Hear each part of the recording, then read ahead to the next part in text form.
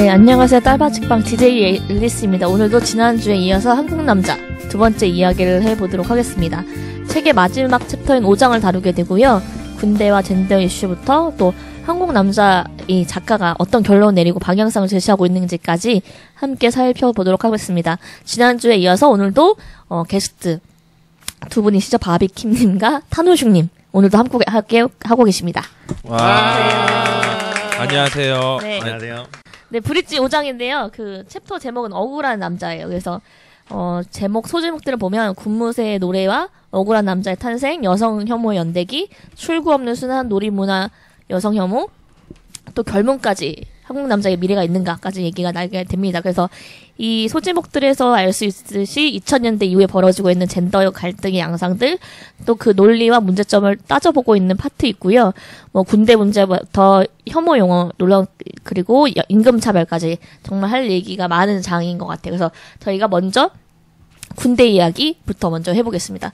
군대 이야기 시작하기 전에 두 분의 군대 이력이라고 해야 될까요? 언제 군대를 가셨고 어디에 계셨는지, 또 그 군대라는 것이 두 분의 인생에게 어떤 의미인지, 지금도 영향을 미치고 있는, 지금도 한 번씩 가셔야 되잖아요. 안 가면 벌금 받고, 그런 것들이 어떤 의미인지 한번 얘기를 좀 들어볼게요.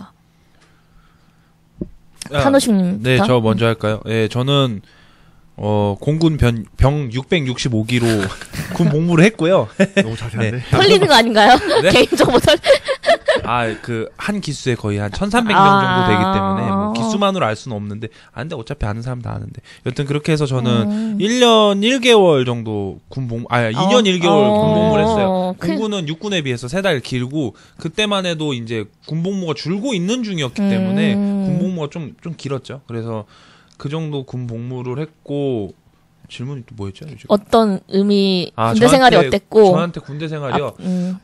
저는 사실 아까 지난주에도 잠깐 얘기를 했지만, 저한테 있어서, 편집됐으면 안 나왔겠지만, 저한테 있어서 군대는 원래 저한테는 예정이 되어 있지 않은 것이었거든요. 근데 이제 근데 갑작스럽게 그렇게 갔는데, 가서도 저의 인생에 있어서는 굉장히 좀 상처가 많이 됐었어요, 군 생활은. 그러니까, 저 약간 꼬인 군번이어가지고 그러니까 병장이 되기 전까지는 저 생활관이나 저희 그 통신소에 선임이 다 있는 시기였거든요. 근데 그 선임들하고 좀 마찰이 좀 있었어요. 마찰이 좀 있었는데, 그 마찰이 있던 과정 중에 이제 좀 안 좋은 일이 있었어서, 그래서 그것 때문에 어떤 사람이랑은 좀 약간 이걸 얘기를 어디까지 해야 되지? 좀 약간 아리까리한다. 왜냐면 이게, 그냥 얘기를 할게요. 그러니까 뭐냐면, 제가 군대 있을 때, 이제, 그러니까 저는 그런 남자 사회에서 약간 좀 어떻게 보면 좀 약간 소수자? 부적응자인 편이었어요. 고등학교도 남고 나왔었는데, 남고 때도 좀 안 좋은 일을 한번 겪어서, 고3 말기에 막 겪어서 굉장히 힘들었었고, 그런 남자 사회에서 좀 약간 좀 전반적으로 밀리는 게 있었어요. 비단 남자 사회뿐만이 아니고 대학교 들어가서도 어떻게 하다 보니까 제가 아웃사이더더라고요.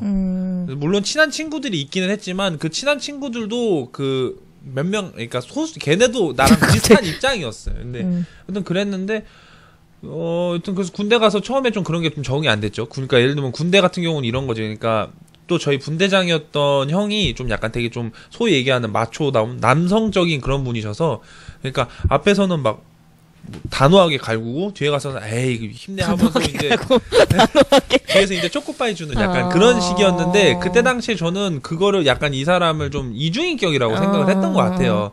이제 그런 것도 있고 하다 보니까, 그리고 저는 제가 군 생활을 훈련소에서 제가 잘한다고 생각했거든요. 그러니까 막 저는 막 대성방역 이런 거 하면은 진짜 내 목이 쉬는 한이 있어도 계속 하는 그런 스타일이었어요. 그러니까. 뭔 방역이요? 대성방역이라고. 그러니까 이제 소리 막 지르고 하는 거 되게 거예요? 많이 하잖아요. 근데 보통 보면 그런 거 하면 뒤에 있는 애들 막 이러는데. 박명수처럼. 네, 소리 지르는 척만 하면. 네, 근데 저는 한 번도 그렇게 안 했거든요. 그러니까 내가 힘든 한이 있어도 저는 무조건 하는 스타일이어서, 나는 자대 가도 잘하겠구나 생각을 했는데, 자대 갔더니 자대는 훈련소랑 또 달랐던 거예요. 이제 그러다 보니까 그런 힘든 그런 것 때문에 저희는 이제 통신소여서 그 병사들끼리 같이 쓰는 공용 PC가 있었거든요. 거기에 이제 지금 생각해보면 실수했지. 그러니까 약간 일기 같은 걸 썼어요. 아유. 근데 일기를 내가 파일을 잠궈놨거든. 갑자기. 파일을 잠궈놨는데 이 선임인 한 놈이 저한테 협박을 한 거예요. 열어라. 내가 이거 풀 수도 있지만 네가 먼저 말해서 풀어라. 나는 이 사람이 풀 수 있을 줄 알았지. 나중에 알고 봤더니 그게 풀어요. 업체가 아니면 못 푼다 그러더라고. 그러니까 이 사람도 애초에 나한테 뻥쳤던 거예요. 근데 그래서 그걸 이제 해서 나는 그래갖고 이제 내가 이 사람들한테 그러니까 그 아까 특히 얘기했던 군대장 형이 그 형이 약간 이게 그때 당시 상처가 되게 많이 됐대요. 그래서 전역하고 나서도 자기도 그것 때문에 힘들었다고 하더라고요. 그래서 솔직히 그건 저도 그 사람한테 미안한데 근데 문제는 그게 여기서 안 끝나고 저희 생활관도 군대가 어떻게 보면은 저희 생활관 저희 통신소만 있는 게 아니고 여러 통신소가 이제 하나로 합쳐져서 이제 중대로 있는 건데 이게 다른 중대 내 다른 소문이 퍼지겠지. 아니 그거를 출력한 거를 딴 데도 뿌린 거야. 그러니까 어떻게 보면은 제 개인적인 걸 되게 많이 썼었는데 어떻게 보면 내 칩으로 다 까발린 거잖아요. 그래서 그것 때문에 너무 불쾌했고 너무 싫었거든요. 그래서 그렇게 군생활이 상병 말까지 그렇게 좀 힘들게 보내고 병장 되고 나서도 근데 솔직히 뭐 크게 달라지진 않았죠. 병장 되고 나서 병장이 되고 나니까 후임 애들이 들어왔는데 상태가 좀 이상하네? 근데 여태까지 제가 당한 게 있으니까 난 그렇게 나 안 갈구겠다고 생각을 했거든요. 그래서 저는 어떻게 했냐면 옛날에 저 같은 경우는 막 청소해야 되는데 저희 같은 경우는 좀 그게 있었어요. 육군부대는 잘 모르겠는데 저희는 국직 속의 공군이어서 그런지 몰라도 청소를 하면 거의 1, 2병만 하고 상병장 청소를 자체를 아예 안 했어요. 근데 보통 육군은 상병장은 공통구역 청소를 하고 1, 2병이 생활관 청소를 하나 아마 그럴 거예요. 부대마다 좀씩 달라요. 다 시키죠. 다 시키는데 저희는 다 안 했거든요. 그래서 너무 싫어서 저는 내가 병장 돼도 사람이 모자라면 같이 해줬단 말이에요. 청소를. 근데 또 감당이 안 된 애들이 오니까 이게 되게 좀 힘들더라고요. 그래서 나는 대신 안 갈고 왔는데 나는 한 번도 얘네들 그렇게 대한 적 없는 저랑 그 후임 아래 중간에 있던 애들이 있었는데 걔가 또 얘를 엄청 갈구더라고. 그래서 근데 또 한편 생각해 보면 저도 이제 뒤에 가서는 걔네들한테 너무 많이 갈구지만 했어야 되는데 어떻게 보면 좀 방임했으니까. 그거는 하지 않았고. 네, 그건 안 했. 어떻게 보면 했는데. 여튼 그래서 저는 좀 군생활이 좀 약간 심상치 않았죠. 예, 제 개인한테는 좀 굉장히 큰 상처로 좀 많이 남았고, 예, 그러니까 나는 뭔가 군대 가기 전에 어떤 생각을 했냐면, 왜냐면 대학교 때도 약간 그런 모종의 부조리를 많이 겪어서 군대 갔다 오면 내가 학생회장에서 이 부조리 다 깨부숴주겠다. 약간 이런 생각을 하고 왔는데, 오히려 군대 가서 더 상처받으니까, 아이, 내가 뭘 하겠어. 그냥 아무것도 안 해야겠다. 그냥 약간 좀 오히려 좀 약간 그런 거에 대해서 다 그냥 놔버리게 된, 예, 계기가 좀 됐어요, 저한테. 군대 생활 자체의 어려움도 있을 텐데 그 앞뒤로 그게 다른 영역에 삶의 영역에는 어떻게 영향을 미쳐요? 예를 들면 정말 여자친구랑 헤어져야 되는 사람들도 있고 복학이나 학업의 문제도 있을 것 같아요. 제 친구는 이제 공대를 다녔는데 1학년 다니고 2학년 마치고 왔는데 다시 군대를 이제 다시 학업부에 와 보니까 과거에 받았던 교육이 하나도 기억이 안 나고 다시 정말 처음부터 공부하는 심정이어서 되게 막막했다라는 얘기 했거든요. 그러니까 그런 식으로 군대 생활 자체 말고 그게 어떤 개인적인 삶에는 어떻게 영향을 미쳤는지 그런 것도 혹시 있는지 궁금해요. 저 같은 경우는 이제 사실 이 대학교 1학년 때까지는 성적이 뭐 엄청 좋진 않았지만 나쁘진 않았거든요. 근데 애들 딱 군대 가고 나서 2학년 1학기 딱 됐을 때 그때 저는 2학년 1학기 끝나고 갔는데 그때 이제 성적이 왕창 떨어지고 그러고 이제 군대를 갔다 오고 나서 보니까 2학년 1학기 때 들었던 전공 중에 되게 좀 중요한 전공 과목들이 있었는데 군대 간 사이에 저도 이제 공부를 별로 안 했으니까 다 까먹고 난 상태에서 공백이 됐는데 어쨌든 저는 그때 당시에는 휴학하는 게 의미 없다 싶어서 결국 학교를 그러니까 한 번도 안 쉬고 친구들이랑 다 다녔는데 저는 그냥 애들이랑 따로만 다녔어요 막말로. 갑자기 거의 그러니까 자포자기까지. 그러니까 어떻게 보면 제 의지의 문제였을 수도 있긴 하겠지만 그 공백이 도저히 메꿔지지 않을 것 같은 느낌이야. 못 메꿨어요 끝까지 못 메꿨기 때문에 그래서 저는 오히려 4학년 2학기 다 끝나고 나서 오히려 1년 반을 휴학을 했었고 그렇게 해서 저한테는 좀 군대의 공백이 좀 그런 점에선 컸어요. 뭐 여자친구는 애초에 그때 당시엔 있지도 않았기 때문에 그런 점에 있어서는 공백이 없었는데 학업 관련된 확실히 영향을 미친다고 생각을 하는 데미지가 있다고 생각을 굉장히 크죠. 굉장히 크다고 봐요. 그래서 저는 오히려 그러니까 그런 거에 대해서 그러니까 너무 늦게 준비해서 약간 저는 좀 후회하고 있어요. 개인적으로. 그러니까 좀 미리 알았으면 나도 친구들이랑 같이 1학년 끝나고 군대를 갔을 텐데 아예 너무 생각 없이 있다가 그러니까 시점도 되게 중요하구나. 어떤 굉장히 중요한 것 같아요. 그 2년이라는 시간이 결코 무시할 수 있는 시간이 아니라고 생각해요. 네. 타노시 형님, 군대. 네. 이따 더 군대 얘기 더 들어볼 거고요. 일단 바비님. 네, 저는 06군번이고 파주 가서 06군번이요? 그럼 06년도에 간 건가요? 그래서 보통 육군 통상 이렇게. 그리고 파주 가서 근무했고 거기서 무릎을 다쳤어요. 왼쪽 무릎을 뭐 얼차려나 뭐 할 때 크게 하고 열심히 사람이었는데 앉았다 일어났다는데 갑자기 왼쪽 무릎이 아프기 시작하더라고요. 아 맞아 군대에서 그런 거 예, 많이 그런 거 있어. 많이 하거든요. 그냥 누가 하나 잘못하면 단체로 그냥 다 앉았다 일어나 어깨 걸고 야 어깨 걸어 앉았다 일어났다 해. 뭐 우리는 하나다 우리는 하나 뭐 이렇게 하는데 그때부터 이제 군 생활이 꼬였죠. 무릎이 다쳐가지고. 근데 MRI 찍었는데 이상이 없대요. 근데 무릎은 아픈데 계속 무릎은 아픈데. 증명할 순 없어. 네. 아 그건 좀 그래서 일단은 그래서 야 그럼 너 한번 수송부 가서 운전병 해봐라. 무릎이 아프니까 전투에 도움이 안 된다. 그래서 수송병 생활도 하다가 근데 또 기능 시험은 통과했는데 도로 주행에서 또 떨어졌네. 그래서 다시 그때는 무릎이 또 나았어. 그래서 다시 뭐 소대 복귀해서 제가 그래도 저는 제가 한마디면 지금 양다리를 거친 거잖아요. 생활은 전투 소대에서 하는데 그다음에 업무는 수송대에서 하는데 그냥 전 두 선임들 전부 다 잘했습니다. 그래가지고 다행히 뭐 타격은 없었고 그렇게 다행히 아픈 건 좀 회복이 됐는데 제 위로 달마다 선임들이 한 명씩 다 있었어요. 그래가지고 꼬인 군번이죠 어떻게 보면.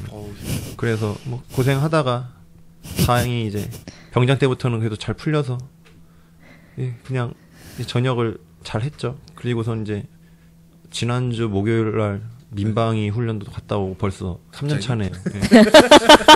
갑자기 근데 이제 아니 근데 군대가 잘 맞아서 좀 더 있으시려고 했던 거 아니에요? 맞네. 예, 왜냐면은 그러니까. 밥 공짜로 줘. 잠도 무릉도원인가요? 잠도 정해진 시간에 딱 재워줘. 거긴 밥이 괜찮았나 봐요. 그래도 많이 도움이 됐죠. 그리고 도움이요? 예. 아니 궁금한 게 여기서 이 사람이 작가가 군대라는 조직을 일종의 집단적 트라우마 한국 남성 그렇게 설명을 하고 표현을 하고 있거든요. 있죠. 예. 그거에 대해서 그런 것과 좀 군대 문화를 실질적으로 하는 어떤 남성 청년들에게 도움이 되는 실질적인 조건 뭐를 변화시키려고 하면 예비역들이 반대한다. 예비역들이 반대의 주역이다. 이런 얘기들을 하고 있는데 그거에 대한 생각도 궁금해요. 뭐 약간 공감되는 부분도 있기는 해요. 그러니까 약간 이게 편집되겠지. 소위 말하는 때바라라고 하는 약간 그런 게 있는데 저는 그러니까 그런 게 진짜 있을 거라고는 잘 몰랐는데 제가 이제 겪었던 몇 개의 사건이 예를 들면 그 공군 같은 경우는 진주에서 이제 그러니까 훈련을 받아야 무조건 다 이제 7주 훈련 끝나고 나면 특기에 따라서 이제 특기 학교로 이게 나눠지는데 7주 군사 훈련 끝나고 나서 제가 들었던 게 저는 지금도 너무 충격이어서 지금도 그게 잊혀지지 않는데 자기가 소비했다는 거예요. 뭐 누가요? 병사겠지. 그러니까 이번에 나랑 같이 이제 갑자기? 아니 그러니까 우리 스트레스 받아서 그런가? 아니 우리 어차피 끝났으니까 맘대로 해라. 뒤에 놈들 알아서 해. 약간 그런 식으로 그런 것도 있고 특기 학교도 끝날 때 이제 뭐 그 개선 사항 이런 걸 썼는데 막 애들이 걷다 또 막 뭐 훈련 강화해 주십시오. 이런 식으로 쓴 거예요. 너무 쉽습니다. 이게 군대입니까? 네, 막 이딴 식으로 쓴 거야. 그러고 이제 평상시에 이불 각이 틀어질까봐 이불도 안 피고 자던 애들이 그날은 다 이불 펴놓고 자놓고 이불 안 젖고 나오니까 갑자기 그 조교들이 나와서 야 니들 이불 다 접어 그래가지고 들어가서 이불 다 접고 나왔잖아요. 그런 거. 네, 그러니까 그런 거를 보면은 약간 그런 부분에 대해서 조금은 공감되는 게 있죠. 그러니까, 예비역에 대한 부분인가요 지금? 예, 약간 예비역에 대한 부분은 그러고 사실 집단 트라우마에 대한 부분은 제가 좀 어떻게 얘기하기 좀 애매하네요. 그러니까 저는 사실 군대에서 좀 약간 저는 피해를 봤다 생각하는 사람인데 또 어떤 사람들은 또 아니라는 사람도 있을 수 있으니까. 예, 그래서 사실 그거는 좀 보편하기 조금 어렵지 않을까 싶은 생각이 좀 듭니다. 집단 트라우마면은 일단 자기의 자유가 제한된 거잖아요. 정해진 공간에서 휴가 전에는 밖으로 나올 수가 없고 거기 안에서 이렇게 갇혀진 고립된 상황에서 이제 생활을 해야 되는 거예요. 그런데 좋은 사람들끼리 만나서 생활하면 그래도 괜찮죠. 근데 이게 이상한 사람들이 그런 거 아닌가요? 그러니까 이상한 사람들이 있어요. 근데 다행히 저는 참 다행이었던 게 제 전까지는 진짜로 막 엄청 맞았어요.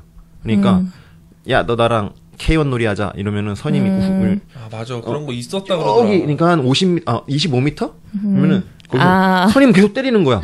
그러니까 그러면 걔는 후임은 맞으면서 계속 뒤로 가고 그런 걸 제가 봤었는데 다행히 제가 오고 나서 3일 뒤에 내무 부조리가 터져가지고 전체 다 막 쓰라고 하고 저는 당사자도 아닌데 선임들이 다 고개 숙이고 있으니까 이렇게 아무튼 그러한 그런 폭력성이 존재를 하고요. 이제 좀 초반이니까 모르는 게 있잖아요. 한번 딱 처음 이렇게 해서 알아들으면 참 좋겠지만 저는 좀 그런 부분에서 어수룩해서 좀 잘 못했어. 그러면은 그걸 담당한 선임이랑 나랑 이제 내가 잘 못한 걸 봤잖아요. 그러면은 일단 근무가 1시간 반짜리인가? 1시간 반 2시간이 있어요. 그럼 같이 근무를 해서 야, 너 그때 왜 그랬냐? 그래서 제가 잘 못해서 그랬습니다. 야, 그러면 못했으면 끝이냐? 이런 식으로 해서, 그러니까 무한 괴롭힘. 잘못했습니다. 아닙니다. 아. 이러면은 죄송하면 군생활 끝나냐고. 그러니까 이게 유명 유튜버가 딱 이거 한 게 있어요. 이거를 그래서 그래요? 전 그걸 보면서 궁금하다. 네, 나중에 유명 유튜버가 이거를 애니메이션 같이 한 게 있어요. 장삐쭈. 그런 거 말하면 근데 안 되는 거 아니야? 아무튼 말하면 안 되는 거예요? 왜냐면 그 사람한테 이게 아무튼 이거는 나중에 편집해 주시면 되는데 아무튼 그런 걸로 하는데 딱 들어보니까 완전 나야. 그 상황이 갈구는 상황이 무한 반복이에요. 그러니까 잘못하면 끝이냐고 하고 아닙니다. 그럼 그때 그럼 왜 그래? 아니라고 하는데 그때는 왜 그랬냐고. 그때는 제가 잘 못한 것 같습니다. 그럼 잘못하면 끝이냐고. 이렇게 계속 이게 무한 반복되는 그러한 상황은 많이 겪었어요. 이런 게 어떻게 보면 트라우마가 아닌가. 그래서 제가 아무리 뭐 동생이 뭐 군대를 가고 친구가 간다고 하고 뭐 예를 들어 남자친구가 간다고 해도 그래도 뭐 마음은 아프겠지만 잠깐 떨어지는 거지만 그래도 남의 문제거든요. 내가 가는 것 같진 않단 말이에요. 근데 내가 군대를 만약에 간다고 했을 때 2년이라는 시간 어떻게 보면 가장 아름답고 젊다고 생각할 수 있는 그 2년 또 학교를 그 중단하고 가야 된다는 게 굉장히 큰 부담이고 굉장히 큰 헌신이고 굉장히 그게 정말 보상이 필요하다고 생각할 만한 어떤 그런 기간과 시간이라고 생각을 하는데 그 보상이라는 것들이 어떻게 보면 뭐 군 가산점 논란 때문에 문제가 됐고 그것들이 특히 공무원이나 교사들 그러니까 1, 2점으로 이제 점수가 거의 시험 성적 거의 다 비슷하기 때문에 그걸로 군 가산점이면 거의 당락이 결정될 정도의 영향을 미치는 식으로 이제 보상에 대한 논의가 진행되고 있는데 그런 거 말고 정말 어떤 정말 보상이나 이런 게 필요하다고 생각하는지 어떤 방식의 것들이 필요하다고 생각하는지 좀 궁금해요.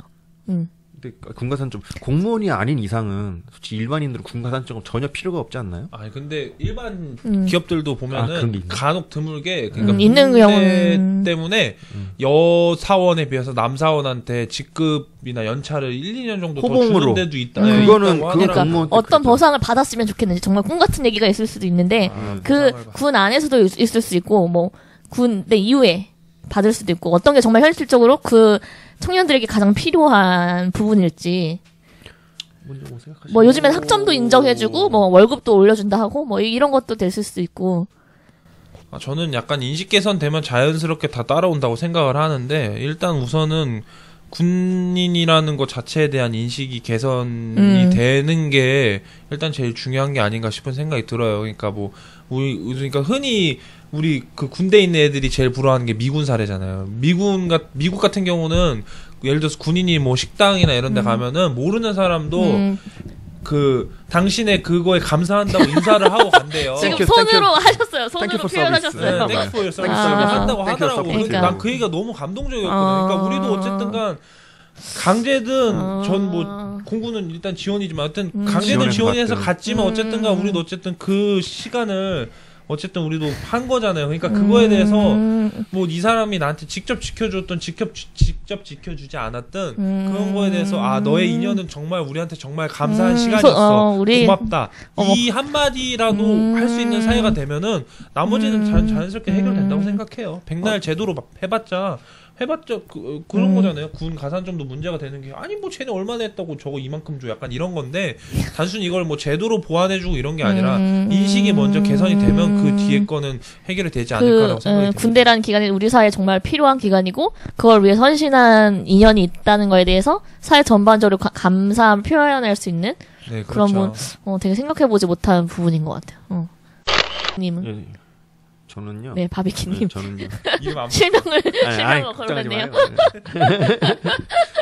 저는 그러니까 가고 싶은 군대를 만들어야 되는데 그럼 적어도 최저시급 이상의 봉급을 줄 수 있어야 되고 그러니까 징병이 아니고 모병제로 해야 되는데 거기다 그러니까 방향성은 결국엔 모병인데. 그렇죠. 모병제로 가야 될 거고 그거에 대한 비용은 군대 가지 않는 모든 사람들이 성인인 사람들이 부담해야 되는 그래서 비용을 마련해야 된다고 생각을 하고 일단은 솔직히 군가산점은 뭐 딱히 저한테는 와닿지가 않는 그런 것 때문에 뭐 있든 말든 그렇고 일단은 뭐 당연히 존중이 필요한 거죠. 군대 가는 사람들에 대해서. 그러니까 뭐 근데 워낙 우리나라가 군부 독재가 87년, 88년까지 있었기 때문에 인식이 군인에 대한 인식은 막 밑바닥일 수밖에 없는 거는 그거는 인정을 하는데 그런데 이번엔 좀 안타까웠던 게 저기 불났잖아요. 안타깝게 산불 났잖아요. 갑자기 노트르담 노트르담 성당 얘기하는 전에 불이 났잖아요. 주어를 항상 빼놓고 얘기하셔. 불이 났잖아요. 시작해. 강원도에 났잖아요. 그죠. 군인들이 그거 산불 진화 아유. 처리했잖아요. 근데 거기에 대해서 그 일부 그런가요? 과격한 사람들이 그럼, 그거 이제 군대에서 이렇게 쉬고 있는데, 그러니까 그냥 일단 그 산불 난 데에서 5분간 휴식해서 다들 그냥 머리 이렇게 뒤로 누워서 그 마스크 하나 쓰고 거기서 쉬고 있고 군인들 처우가 일단 그거 그렇고 또 그러한 군인들에 대한 일부 과격한 사이트들에서는 되게 비하를 그러니까 그런 몰랐던 것들이 일들이 또 벌어졌네요. 예, 그러한 것들이 좀 있는 게 아직 우리나라는 멀었다. 비하의 내용이 뭐예요? 그러니까 뭐 2년 동안 한국 워킹홀리데이 간다.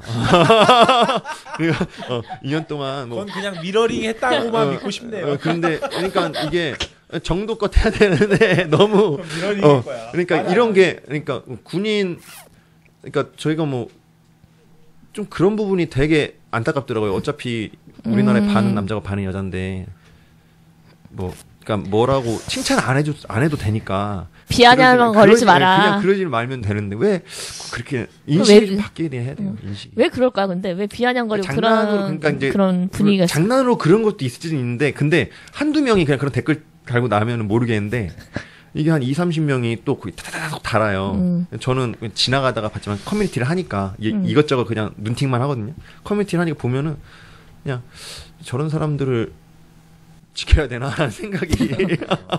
네, 저는 그런 생각 좀 들었었어요. 저는 약간 이런 것도 있었는데 군 복무할 때 보면은 뭐 군인 복무규율이라고 해가지고 저희 왜 그런 거 하잖아요. 군인 복무규율. 복무신주? 뭐 그런 것부터 시작해갖고 뭐 외박이나 휴가 나갈 때 어떻게 해야 되고 이런 것들 막 하잖아요. 근데 저는 애지간한 거 진짜 다 지켰거든요. 그러니까 군대 밖에 나가면은 뭐 대중교통으로 그러니까 앉아서 이동하는 경우 아니면 진짜 모자 다 쓰고 이동했고 애지간해서 주머니에 손도 안 넣고 다녔어요. 근데 그러니까 물론 이건 어떻게 보면은 소위 얘기하는 군대 똥군기일 수 있기는 한데 허세? 근데 약간 사람들한테 보여지는 모습이 약간 군인들이 그냥 뭐 대충 지키는 애들이건보다 약간 이렇게 받아들여지니까 그러니까 어떻게 보면 아까 제가 얘기한 거 그러니까 인식이 변해야 된다고 하지만 그 인식을 만드는 데 있어서 현역 군인들도 약간씩은 동조하는 게 아닐까. 그러니까 서로 다 약간 그리고 책임감 갖고 해야 이제 무시 안 당하고 하는 건데. 네. 그런 건데 일단 군 생활에 대한 이해가 많이 없는 것 같아요. 군대를 직접 갔다 온 사람이 아니면 전혀 어떤 공간인지 모르고 그냥 입장에서 그냥 2년 사라졌다가 그냥 다시 돌아오는 그 정도에 대한 것밖에 없다고 생각이 들어서 그런 데서 나오는 어떤 이해가 없음이 어떤 그 시간에 대한 어떤 고마움을 표현하는 부분이나 그렇게 갈 수 있는 것 같고 이런 군대에 대한 이런 얘기를 여자분들과 한 적이 있나요? 저는 이제 남성인 친구와 군대 얘기를 하게 됐는데 뭔가 느낌이 내가 공격받는 느낌이었어요. 왜 여자는 안 가라는 그런 말을 입 밖으로 그는 꺼내지 않았어요. 근데 그냥 내가 약간 뭐랄까 비난을 받는 뉘앙스의 것들이었고 그래서 정말 되게 무식했죠. 그러면 여자는 애 낳잖아. 이런 식으로 방어를 하는 상황이었던 것 같아요. 지금 생각하면 되게 무식한 말인데 서로 둘 다 무식했죠. 그렇죠. 근데 지금 생각하면 그게 되게 폭탄이겠구나. 그런 말 언급한 게 그 군대를 다녀온 남성들한테는 되게 정말 되게 용납할 수 없는 말? 그러니까 서로, 이게 군대와 임신 문제를 같이 두고 하면 안 되는데, 그거를 남녀 대결로 가다 보니까, 너는 왜 안 해? 이런 식으로 하니까, 이런 말이 저는 나왔다고 생각하거든요? 저는 그 전에 군대에 대해서 생각했던 적이 없고, 군대는 남자가 가니까 여자는 애를 낳아. 이런 사고방식도 가졌던 적이 없는데, 어떤 그런 상황이 되니까 그렇게 반응을 하게 되더라고요. 그러니까, 왜 여자는 안 가라고 했을 때, 왠지 내가 어떤 설명을 하고, 뭔가 이유를 말해야 될 것 같은 그런 부담이 있다고 해야 되나?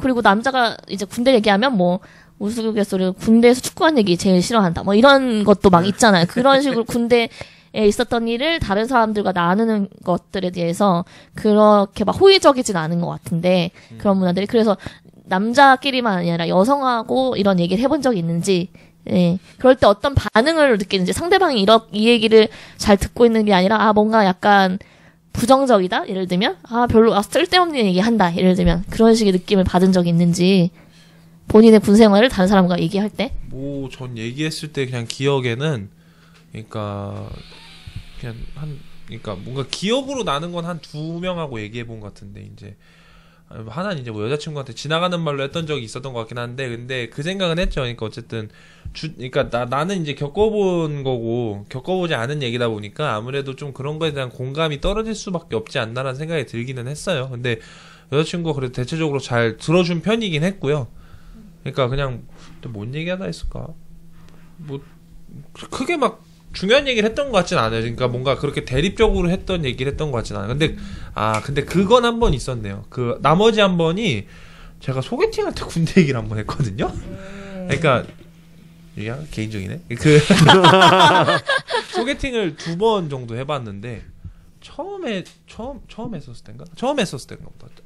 아니 2번째인가? 하여튼 했었을 때 제가 그때 예비군인가를 갔다 온 지 하루인가밖에 안 돼가지고 학생 예비군인가 그래갖고 그래서 뭐 하다가 이제 그 얘기를 잠깐 했거든요. 근데 했는데 그때 그 소개받은 분이 제 친한 친구의 여자친구의 친구래요. 갑자기 그려야겠네요. 어려워. 아니 그려야겠다 뭔가. 아니 그래서 그 커플도 와 있었는데 이제 카톡으로 저한테 남자애가 저한테 카톡 보낸 거예요. 그러니까 군대 얘기 적당히 하라고.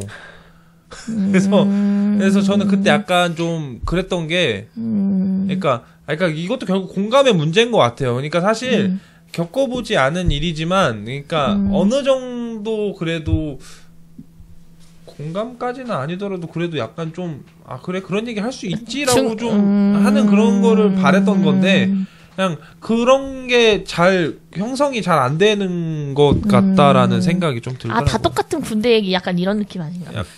그렇죠. 보통 또 근데 그 얘기 많이 하잖아요. 자기가 나온 군대가 가장 힘들다고 그런 얘기 하잖아요. 네. 그렇군요. 어떻나요, 바비님은? 저는 물어보지 않는 이상은 얘기 안 합니까? 예, 그렇죠. 그럼 한 번도 없습니까? 그렇죠. 진짜로요? 그럼 오늘이 처음으로 그러니까 어떻게 보면 남자들이 이야기를 하면은 뭐 그냥 그래도 그냥 스무스하게 넘어가요. 근데 뭐 굳이 듣고 싶지 않은 이야기를 제가 말할 필요도 없고. 가족들은 어떻게 반응했나요? 가족들은 동생이나 그런 거죠. 이거 군필만 맞출 수 있다는 문제인데 한번 찾아보라고. 그럼 이거지. 그냥 그런 것 정도만 하지. 뭐지 딱히 뭐 녹차 꽈배기라든지 뭐 병장 숨어 있는 병장을 찾아라 뭐 이런 사진이 있어요. 모르겠네요. 저 존재하는 게 맞는지. 녹차 꽈배기 군대에서 최고 인기라고 하는데 실제로는 고무링인 거고. 네. 그다음에 아무튼 또 뭔가 아무튼 잘 속아 넘어가고. 나도 진짜인 줄 알았. 뭐 테니스병 있고 뭐 스피드 퀴즈병 있는 거 뭐 이런 거는 또 베텐에서 나온 건데. 잘 모르겠는데 어쨌든 그냥 그러한 것들이나 뭐 물어보면은 그냥 대답해주는 편이 저는 딱히 이야기 안 해요. 원래 저런 분이세요. 그렇네요. 네. 인생관이 저러신 분이어서 저희 군대 얘기해봤고 군대에 대한 실질적인 보상이 어떤 것들이 필요한지 얘기해봤고 무엇보다 어쨌든 2년이라는 중요한 시간을 그렇게 보내는 거에 대해서 좀 더 공감하고 들으려고 하고 감사를 표하는 좀 더 공감하는 마음들이 좀 필요할 것 같다는 얘기를 해봤고요. 저희가 그 다음에 유튜브와 게임 그리고 본인들이 속해 있는 커뮤니티 이런 얘기들을 해볼게요. 그래서 이런 커뮤니티와 유튜브에서 어떤 일들이 일어났고 여성 혐오에 관한 용어들이 어떻게 쓰여지고 있는지 두 분의 생각을 좀 들어볼게요. 커뮤니티 어떤 유튜브를 좀 주로 보시고 거기에서 실제로 내용이나 댓글이나 이런 게 여성 혐오가 얼마나 심각하다고 생각하시는지. 그냥 그런 것들이요? 네.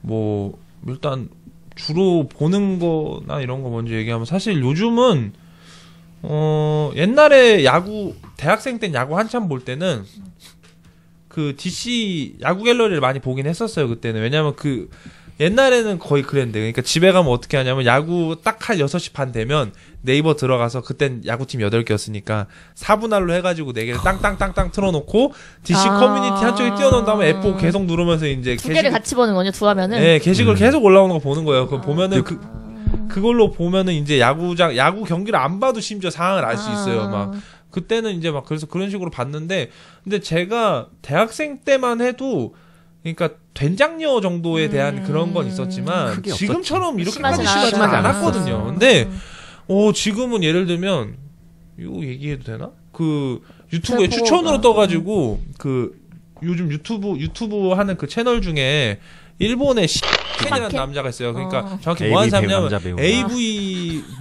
모델이었던 남자인데 근데 우리나라에서 그 지금 하고 사람이 있는 지금 유튜브를 하는 게 우리나라 대단하네. 향으로 와요. 그러니까 우리나라를 타겟으로 하는 건가? 그러니까 아마 그 제작자가 우리나라 사람이겠죠. 대단하네. 해서 하는데 그러니까 저는 그 사람이 그런 정보를 줄 수는 있다고 생각하는데 걱정되는 게 댓글을 봤는데 댓글 상태가 너무 심한 거예요. 어떤 정보를 주나요, 그 사람이?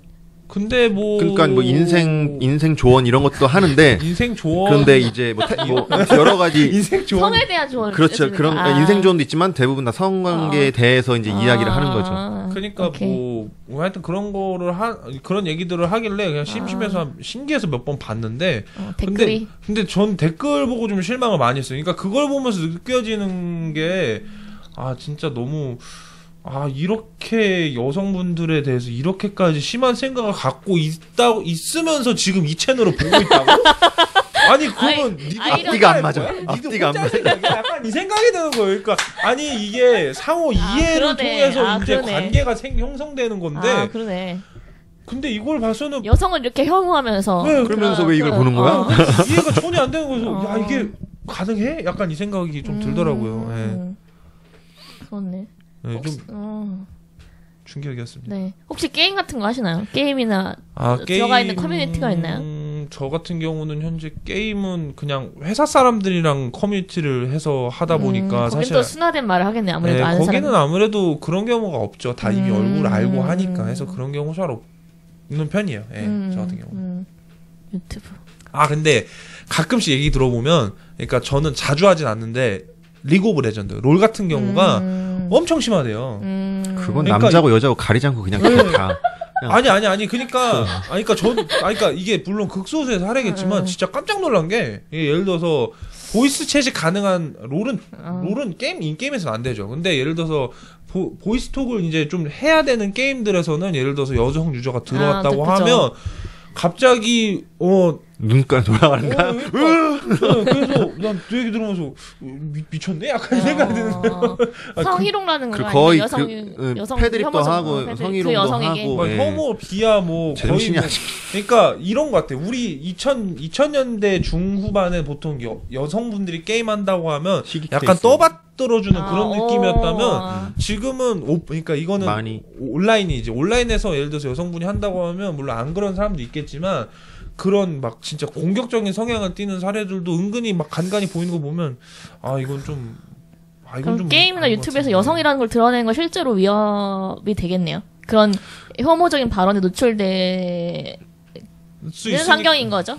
네, 남초 커뮤니티라든지 네, 그런 그런 데서는. 데서는 근데 뭐 말하기 다름인데 저는 이제 다 눈팅만 하는데 여러 커뮤니티를 다 들어오다 인터넷 봅니다. 박사세요, 저분. 그래요? 모르는 컨텐츠가 없어요. 네, 그러니까 최신 이런 것들이 다 이렇게 눈팅만 하는 시점에서는 되게 그러니까 주로 여성 관련해서 비하하는 글들이 많이 이렇게 올라오면 그거에 대해서 이제 남자들이 또 그냥 막 드립을 막 해요. 안 좋은 드립을.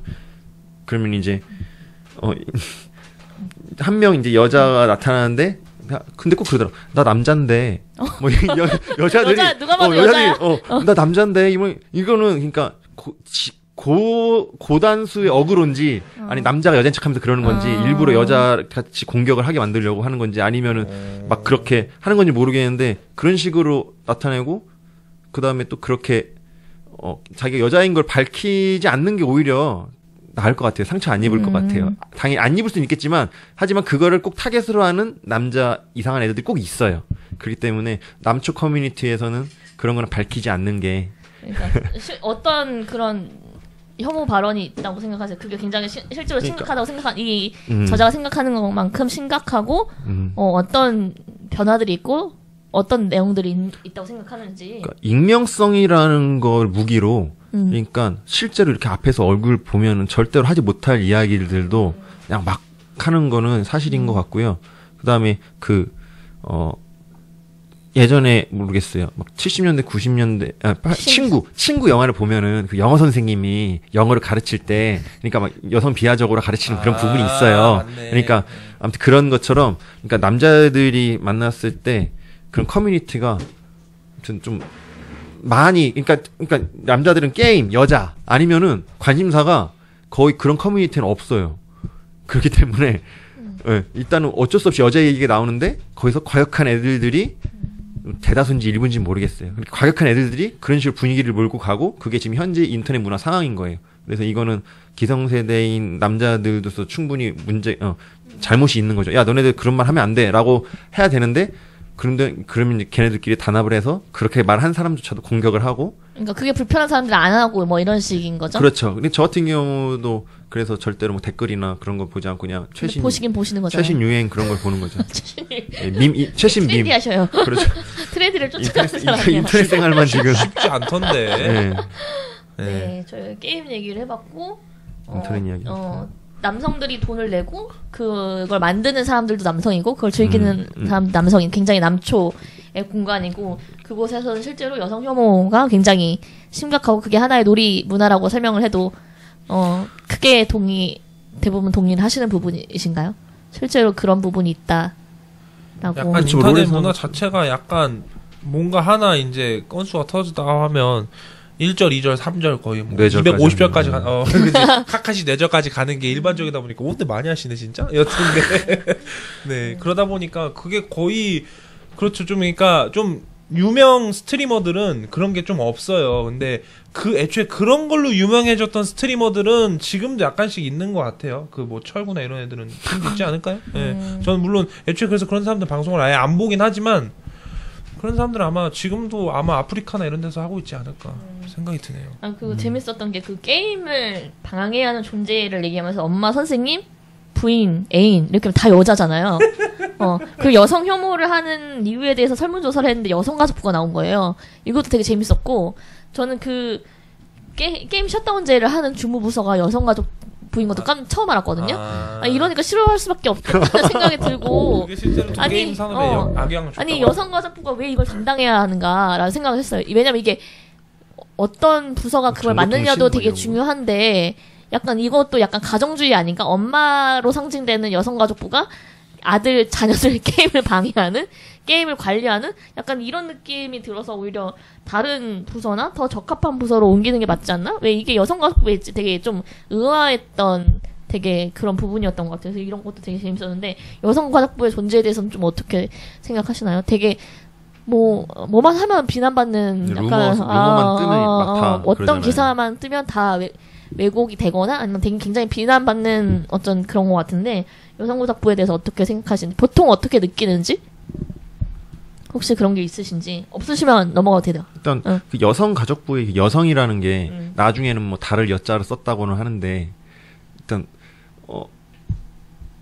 그러니까 어떻게 보면은 이제 이 책엔 초반에 나오는데 고 성재기 씨가 이제 지원을 안 받겠다 등 그냥 그 정도로만 여성가족부의 지원을 안 받겠다라는 해서 이제 나중에 마포 퍼포먼스 펼치다가 이제 돌아가신 뭐 그런 내용이 여기 초반에 나오거든요.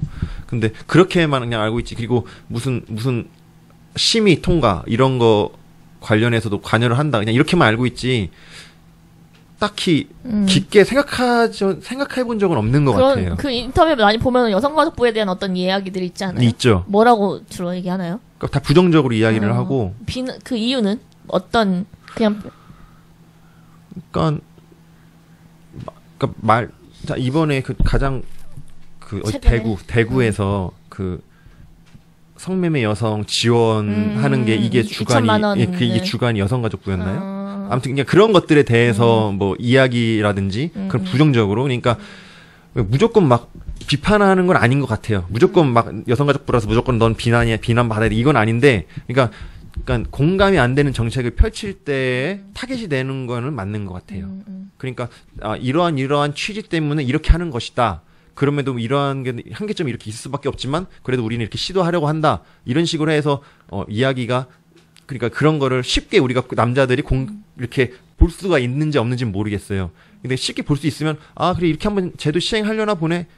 된데 그냥 무작정 성매매 중단하고선 다시 사업의 일꾼으로 복귀하려는 여성들에게 지원을 할 겁니다. 이렇게 한다고 했을 때 뭐지? 열심히 살아가고 있는 사람들한테 지원도 안 해주고 국가유공자들한테는 그러니까 그 금액 지원 금액이 되지도 않는데 그런 사람들한테 세금을 쓰겠다고 막 이런 식으로 그러니까 무조건 반대는 아니면 어느 정도 근거가 있는 반대를 그렇게 하다 보니까 이미지가 여성가족부에 대한 이미지가 그러니까 공감이 안 된 상태에서 보면은 되게 부정적으로 지금 되는 거죠. 그냥 가장 최근 이슈는 그겁니다. 혹시 할 얘기 있나요? 저는 약간 이거에 그러니까 이걸 좀 정리한 의견인데 아무래도 법으로서 그러니까 법이랑 뭔가 정부 조직으로서 존재하는 기관인 만큼 본인들이 입법해서 시행할 정책으로 상처받을 수 있는 사람들에 대한 것도 조금은 좀 이제 고려해봐야 될 것 같아요. 그러니까 예전에는 실제로 좀 뭐라 해야 되지? 그런 우대 정책이나 이런 걸 했어도 그러니까 당연히 해야 되겠다라는 생각이 되게 많이 들었는데 이제는 사회가 더 복잡해졌으니까 좀 그런 거를 시행하고 정책하고 이 사람들이 뭔가 얘기함에 있어서 조금은 더 신중할 필요가 있지 않을까? 그러니까 당장 또 있는 거를 해경 없애는 거 마냥 없애는 건 그거 당연히 아니고 네. 보완을 해야 되는 건데 보완이 중요한 것 같아요. 그래서 유지 좀, 관리가. 그러니까 저는 좀 그러니까 요즘 왜냐면 논란이 되고 있는 거 보면 그러니까 분명히 얘도 필요해서 처음에 만들었었을 조직이었을 텐데 뭔가 사회가 변하는 만큼 젠더 문제가 좀 분위기나 이거 달라지는 만큼 그거에 맞게 갔으면 좋겠다. 올바르게 그런 이렇게 거에 대해서 조금 더 기민하게 대처라든지 보완을 해야 되죠. 생각입니다. 네. 아까 그 얘기 좀 해주세요. 마블 얘기 캡틴 마블. 브리라슨 아까 브리라슨 얘기했었죠. 좀 해주세요. 어떻게 된 이야기고 어떻게 됐는지. 페미니스트라고 그러니까 아마 SNS를 통해서 여러 번 한 3-4번 이렇게 했었나요? 브리라슨에 대해서 이해를 하려면 사실 이 사람의 작품관부터 좀 봐야 돼요. 그러니까 저는 사실 그 브리라슨의 논란이 있기 전까지는 브리라슨이라는 배우를 잘 몰랐어요. 저도 몰랐죠. 네, 잘 몰랐는데 그리고 저는 그래서 개인적으로 캡틴 마블 그러니까 스토리적인 아쉬움은 있지만 스토리적인 아쉬움이 있고 무난하다. 물론 약간 배우 그러니까 액션 배우라고 하기엔 조금 뭔가 어설픈 게 있었지만 그걸 제외한 나머지 것들은 굉장히 괜찮았고 도전적이었다라는 생각이 좀 들었거든요. 그러니까 그런 관련해서 몇몇 스트림 유튜버들의 그런 내용도 봤는데 충분히 공감이 되더라고요. 그러니까 되게 그러니까 영화를 보시면 아실 수 있겠지만 되게 상식을 깨는 몇 가지들이 있어요. 그러니까 이 영화가 그런 거를 담고자 하렸던 게 아니었을까라는 그런 관점에서 본 게 있더라고요. 그래서 전 그런 점에서 되게 좋았는데 근데 이제 주변의 얘기나 뭔가 커뮤니티들의 얘기를 보면 브리라슨 때문에 손절한다라는 그런 게 되게 많더라고요. 그러니까 요는 거의 이거예요. 한국만의 얘기는 아니었대요. 미국에서도 그런 논란이 있었던 것 같아요. 그러니까, 어그로를 끌긴 끌었겠죠. 어그로 끌었는데 근데 사실 그러니까 이 사람은 어떻게 보면 그러니까 그런 쪽에 있어서 자기 정치 참여가 활발했던 사람이라고 전 인식이 돼요. 그러니까 이 사람의 작품 중에 저는 사실 못 봤는데 룸이었나? 룸이라는 작품이 있어요. 네, 이 사람이 맞아요. 룸으로 상을 받았는데 이 작품이 그 감금당한 여성에 대한 맞아요. 걸 그렸잖아요. 자기가 이 연기를 해보면서 자기의 그 가치관이 그거에 더 동화된 거라고 저는 알고 있거든요. 그러면서 이 사람이 좀 더 그런 거에 대해서 좀 더 강하게 이제 어필을 하게 됐다라고 알고 있어요. 그래서 저는 사실 그런 부분 때문에 물론 그건 있죠. 그러니까 이 사람이 제일 많이 공격을 받았던 게 뭐였냐면 그 스탠리가 이제 작고하고 난 다음에 이제 올린 포스트 내용이었죠. 트위터였나 인스타였나 거기 올린 게 문제가 된 거였는데 그것도 약간 그 전에 상황이 몇 개 좀 더 있긴 하더라고요. 누가 올려준 게 있다라고 해서 봤는데 그러니까 어떻게 보면 사실 이 사람도 그러니까 근데 이 사람은 그냥 그런 논란은 그냥 별로 크게 신경을 안 쓰는 것 같긴 해요. 이 사람 자체가. 그러니까 어차피 왜냐면 나는 이 사람 입장에서 나는 내가 틀린 게 없으니까. 왜냐면 스탠리도 그러니까 죽은 고인이기 때문에 얘기하기 조심스럽지만 이 사람도 약간의 성추문이 좀 있긴 있거든요. 물론 심하지 않았기 때문에 그냥 그렇게 물론 없어졌지. 그러니까 그냥 넘어갔지만 여튼 그런 점들 그런 것 때문에 이제 안 보신다는 분들이 있어서 이게 참 쉽지 않구나.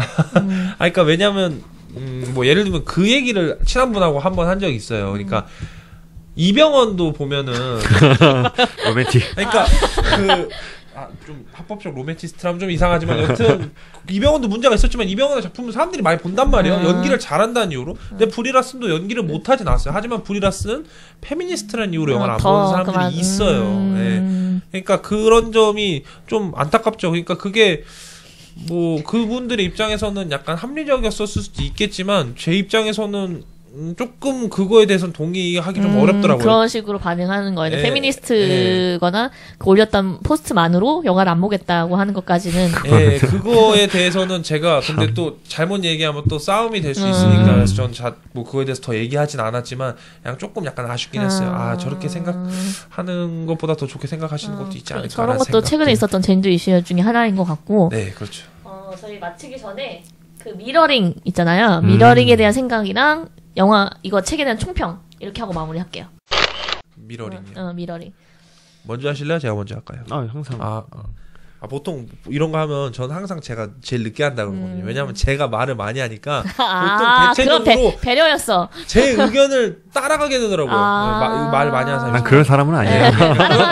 따라가는 사람은 아니에요. 네, 그래서 다행이긴 하네요. 그러니까 저는 사실 미러링을 접한 게 되게 우연찮게 접했어요. 그러니까 제가 예전에 야계를 했었다 그랬잖아요. 근데 국내 야구 갤러리를 야계를 주셔서 야계라고 그러는데 아마 야계를 했던 사람들은 그러니까 눈팅으로라도 아마 일간 베스트까지는 다 갔을 거예요. 왜냐면 그때 당시에 연결이 돼 있는 상황이었어요. 그래서 저도 그때 당시에 처음에 보다가 전 어느 순간 딱 봤는데 이 새끼들 완전 미친 새끼들이나 하는 순간부터 아예 안 봤거든요. 그러니까 이걸 보고 있는 그러니까 이걸 보고 이제 웃고 싶지도 않은 거야. 처음에는 그냥 하하호 했는데 어느 순간 보다 보니까 그러니까 왜냐면 처음엔부터 거기가 막 그 정도는 걸로 시작한 게 아니었어요. 그러니까 변질이 된 거예요. 그러니까 항상. 거기가 애초에 그러니까 그 DC에 보면은 일간 베스트, 뭐 주간 베스트, 월간 베스트 이런 식으로 베스트 엑기스라고 해야겠죠. 가 나뉘는데 그거를 퍼와가지고 올려놓는 사이트가 일간 베스트 원래는 시작이었어요. 시작은 그거였어요.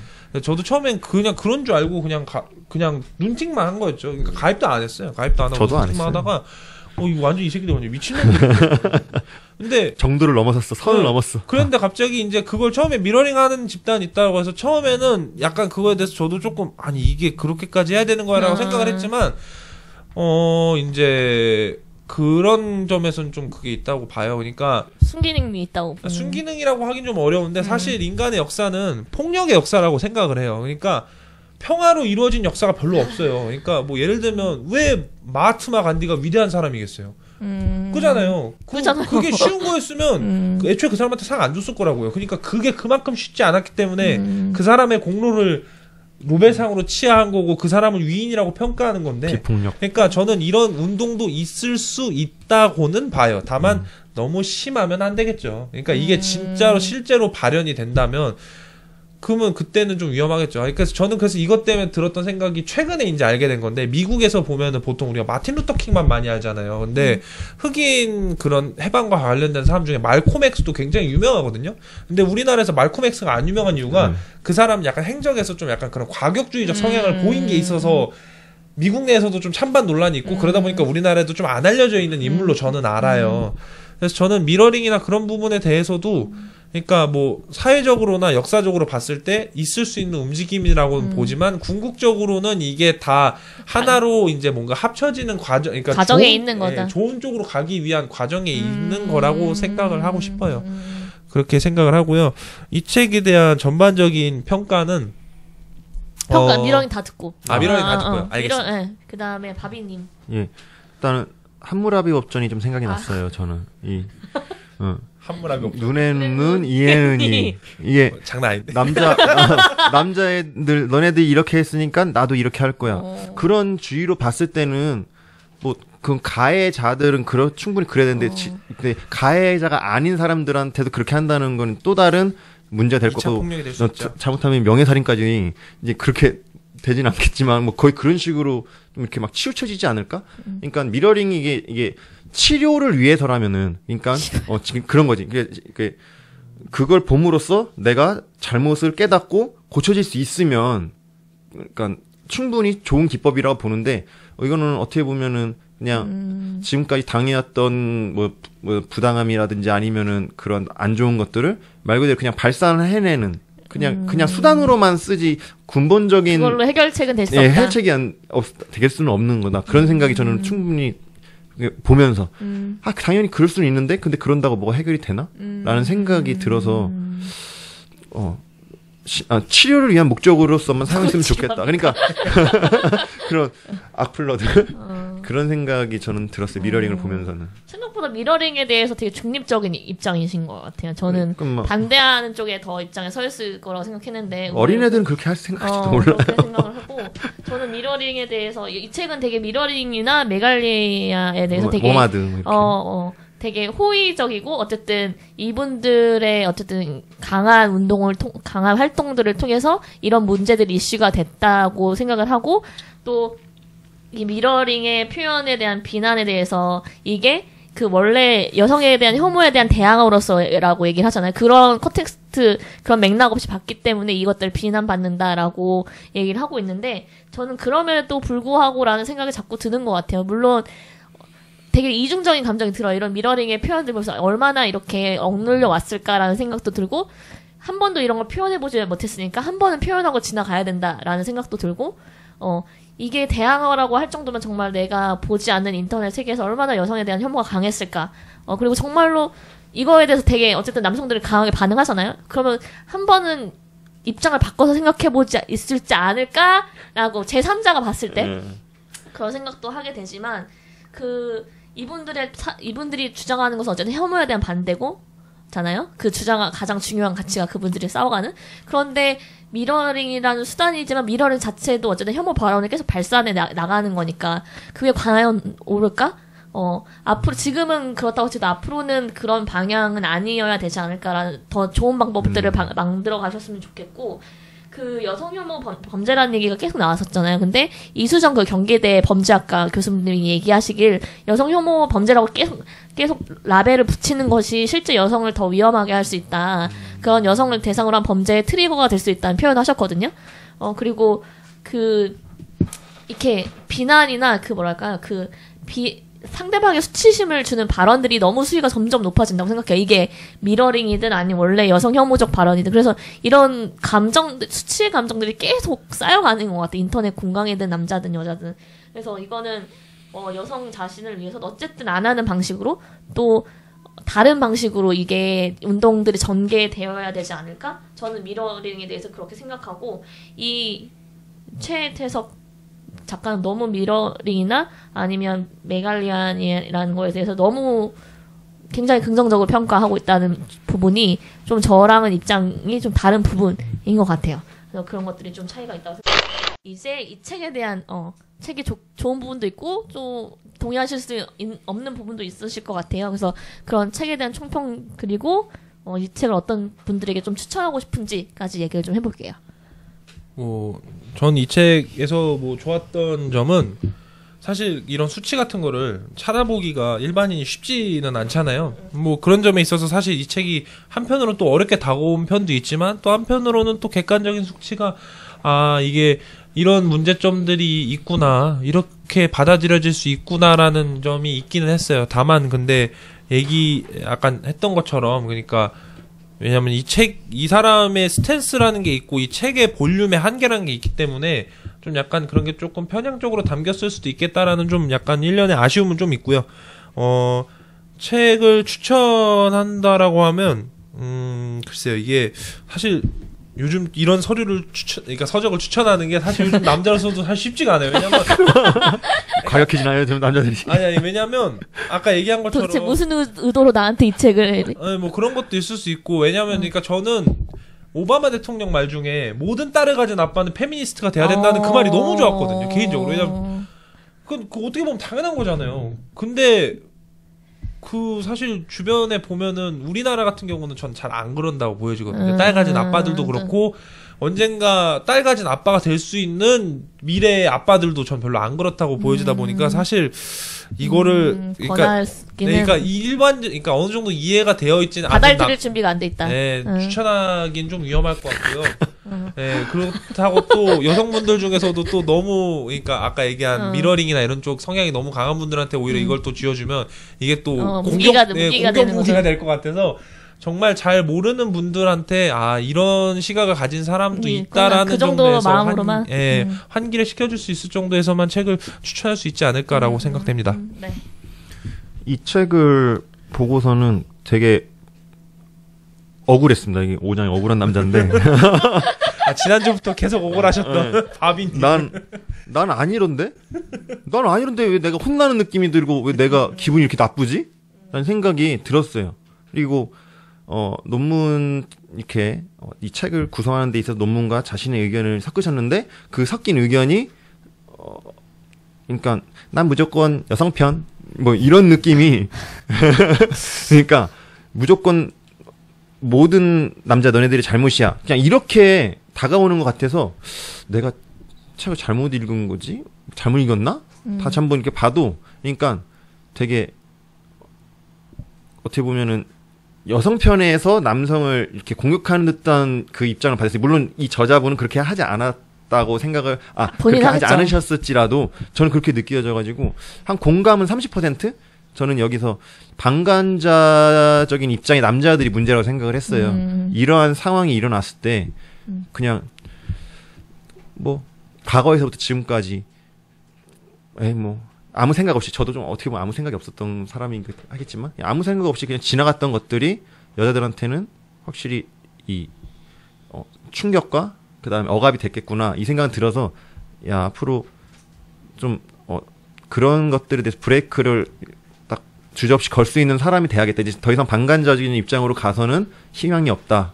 계속 분열만 일어나고 혼란만 일어날 거지 사회적으로 이런 남과 여와 남 이렇게 서로 대립되는 구도가 해결이 안 될 것 같아요. 그래서 근데 이 책은 너무 좀 비약적으로 해서 그러니까 아무것도 모르는 여자분들이 만약에 이걸 읽으면 야 이거 완전 남자 쓰레기네 이 생각이 들 것 같은 거예요. 진짜로. 그러니까 난 아닌데 그렇지 않은 사람도 분명히 있는데 이거는 딱 제가 이걸 보고 느낀 거는 이 책은 혼나야 될 사람들이 읽어야 되는데 정작 중요한 건 혼나야 될 사람들이 이런 거 안 읽어요. 그냥 어정쩡하거나 그냥 무난한 사람들이 괜히 대신 얻어맞는 거예요. 그러니까 난 그 부분이 그래서 걔네들한테 읽게 해야 되는데 얘네들은 안 읽을 거란 말이야. 그 부분이 너무 안타깝고 여성분들도 여기에 있는 건 일부 그러니까 항상 그래요. 야 무슨 일부야 대다수가 그러지. 그렇지만 일단은 적어도 대한민국의 많은 남자들은 이런 생각으로 살아온 건 아니다. 그냥 그 부분만 이제 말씀을 드리고 싶어요. 성급한 일반화는 너무 위험하다. 네, 너무 비슷한 그래. 평들인 것 같은데 가장 실망스러웠던 건 이 책을 읽고 이제 서평에서 서로를 힐라하는 것이 아니라 어떻게 우리가 함께 살아갈 수 있는지 머리를 맞대게 되는 책이다라고 했는데 정확히 저는 그 반대였던 것 같아요.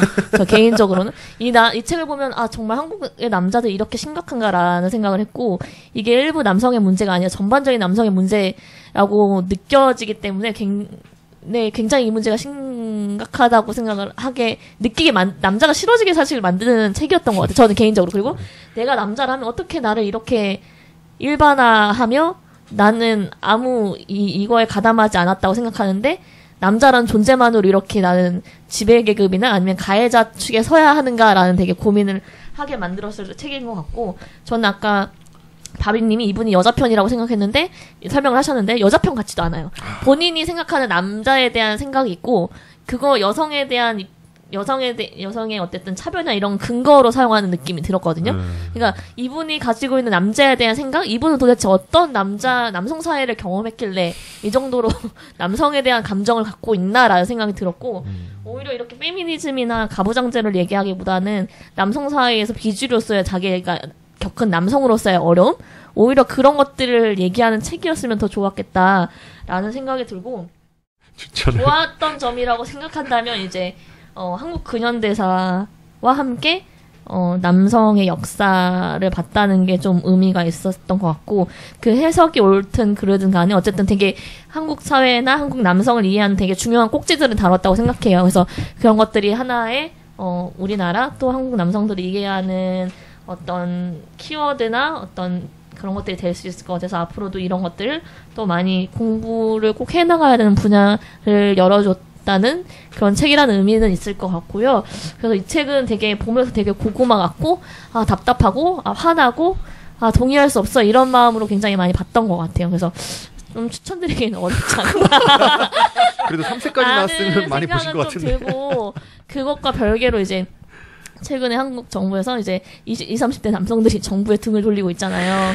그래서 지주 심각하더라고요. 그래서 그런 부분을 이 책이 아니더라도 어쨌든 왜 그 정서가 왜 그런가에 대해서 좀 더 적극적으로 다가가 주셨으면 좋겠고 이것도 어쨌든 그걸 이해할 수 있는 책이 될 수도 있으니까 그분들이 좀 읽어봐 주셨으면 좋겠다는 생각을 좀 해보고요. 이제 저희 이제 마지막 인사 부탁드리고 저희가 마무리를 할 건데요. 오늘 팟캐스트 출연 어떠셨는지, 어떤 경험이셨는지, 또 혹시 이 팟캐스트를 통해서 뭐 편지, 인사, 호명하고 싶은 이름 있으시면 하셔도 좋고, 네.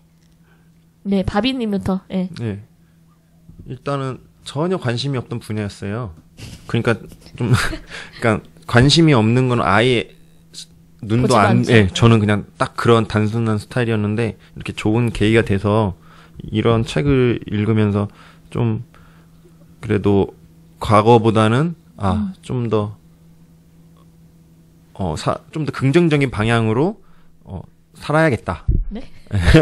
그러니까 이걸 보면서, 예. 아무튼 좀 이 책은 아무튼 좀, 불편한지? 네, 좀 불편해요.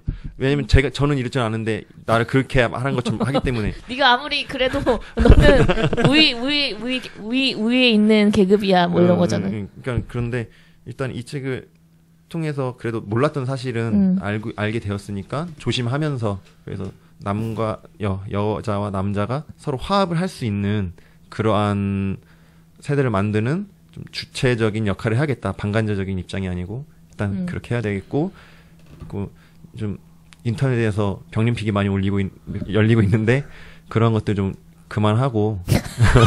지금 꾸짖으시는 거야. 내가 내신혼다겠다. 갑자기 범사회적인. 네. 알아서 선 넘지 말고 적당히 네. 다들 좋은 관계를 유지하면서 우리나라 부흥에 힘썼으면 좋겠다라고 네. 말하고 싶습니다. 뭐 가족들에게나 뭐 보내고 싶은 메시지 있습니까? 저는 우리 가정에서는 딱히 엄마 나 방송 나왔어 이거 네. 말고 오건사님 나왔습니다. 아무튼 이게 그거 네. 말고는 없어요. 가족들도 들으시겠죠 아마 이 방송을요? 아 조회수 올려야죠. 아, 예, 네. 예. 일가 지적 최소 최소 5명 합본이니까. 예, 그렇죠. 예. 네. 김가에서 이제 또 네. 그죠? 친척들 방에 또 올리고 해야죠. 예, 그렇게 하겠죠. 네. 네. 저는 굉장히 좋은 시간이었어요. 그러니까 그 생각을 하긴 해요. 그러니까 저는 만약에 지금 여자친구를 만나지 않았다면 아마 이런 시각에 대해서는 아마 일반적인 남자랑 비슷했었을 확률이 좀 클 것 같아요. 여자친구분이 전사셔요.